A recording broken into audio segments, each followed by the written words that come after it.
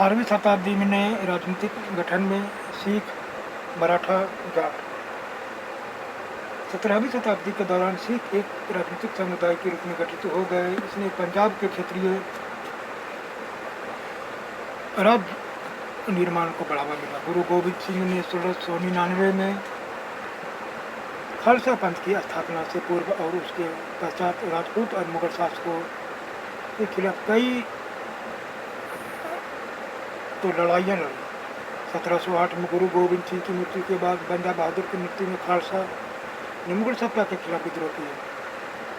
उन्होंने बाबा गुरु नानक और गुरु गोबिंद सिंह के नामों वाले सिक्के गढ़कर अपने शासन को सार्वभौम बनाया। सतलज और यमुना नदियों के बीच के क्षेत्र में उन्होंने अपने प्रशासन की स्थापना की। 1715 में बंदा बहादुर को बंदी बना लिया गया और उसे 1716 में मार दिया गया। 18वीं शताब्दी में कई योग नेताओं के नेतृत्व में सिखों ने अपने आप को पहले जत्थों में और बाद में मिसलों में संगठित किया। इन जत्थों और मिसलों की संयुक्त सेनाएं दल खालसा कहलाती थी। उन दिनों दल खालसा बैसाखी और दिवाली के पर्व पर अमृतसर में मिलता था। इन बैठकों में वे सामूहिक निर्णय लिए जाते थे जिन्हें गुरुमता गुरु के प्रस्ताव कहा जाता था। सिखों ने राखी व्यवस्था स्थापित की जिसके अंतर्गत किसानों ने उनकी उपज का 20% कर के रूप में लेकर बदले में उन्हें संरक्षण प्रदान किया जाता था। गुरु गोबिंद सिंह ने खालसा को प्रेरित किया था कि शासन उनके भाग्य में है, राज करेगा खालसा। अपने सुनियोजित संगठन के कारण खालसा पहले मुगल सूबेदारों के खिलाफ और फिर अहमद शाह अब्दाली के खिलाफ सफल विद्रोह प्रकट कर सका। अहमद शाह अब्दाली ने मुगलों से पंजाब का समृद्ध प्रांत और सरहिंद की सरकार को अपने कब्जे में कर लिया था। खालसा ने 1765 में अपना सिक्का गढ़कर सार्वभौम शासन की घोषणा की। सिक्के पर उत्कीर्ण शब्द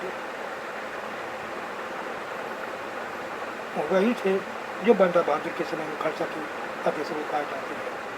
18वीं शताब्दी के अंतिम भाग में सिख इलाके सिंधु से यमुना तक फैले हुए थे। वे विभिन्न इलाकों में विभिन्न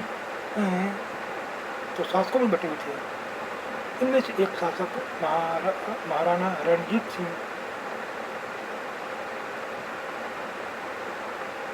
इनमें से एक शासक महाराणा रणजीत सिंह ने विभिन्न सिख समूहों में फिर से एकता कायम करके 1799 में लाहौर में अपनी राजधानी बनाई।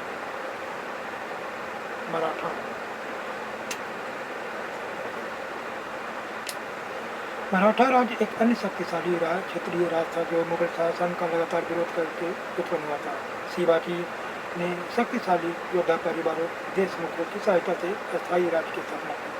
अत्यंत गतिशील कृषक पशुचारक मराठों की सेना के मुख्य आधार बन गए।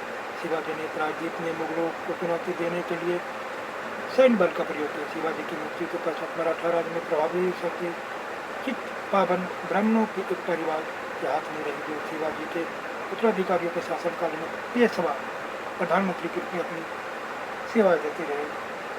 पुणे मराठा राज्य की राजधानी बन गया। पेशवाओं की देखरेख में मराठों ने एक अत्यंत सफल सैन्य संगठन का विकास कर लिया। उनकी सहायता का रहस्य यह था कि वे मुगलों के किलाबंद इलाकों से टक्कर न देते हुए उनके पास से चुपचाप निकल कर शहरों का सोकर हमला बोलते थे और मुगल सेना से ऐसे मैदानी इलाकों में मुठभेड़ लेते थे जहाँ रसद पाने और कुमक आने के रास्ते आसानी से रोके जा सकते थे। 1720 से 1761 के बीच मराठा साम्राज्य का काफ़ी विस्तार हुआ।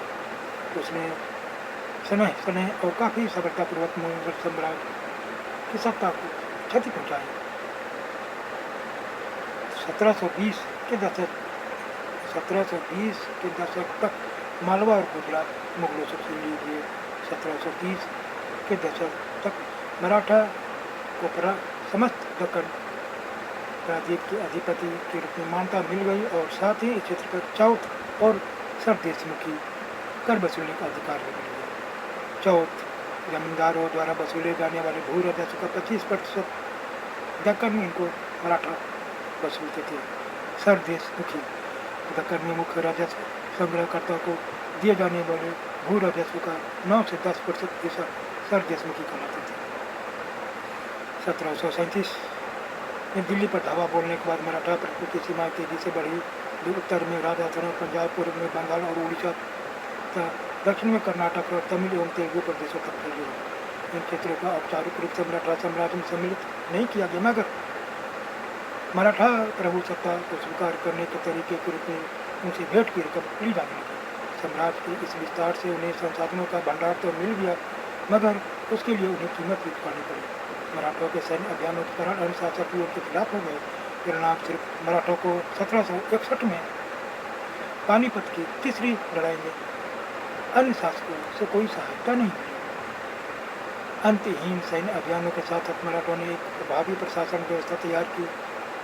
जब किसी इलाके पर एक बार विजय अभियान पूरा हो जाता था और मराठों का शासन सुरक्षित हो जाता था, तो वहाँ स्थानीय परिस्थितियों को ध्यान में रखते धीरे धीरे भू राजस्व की मांग की गई।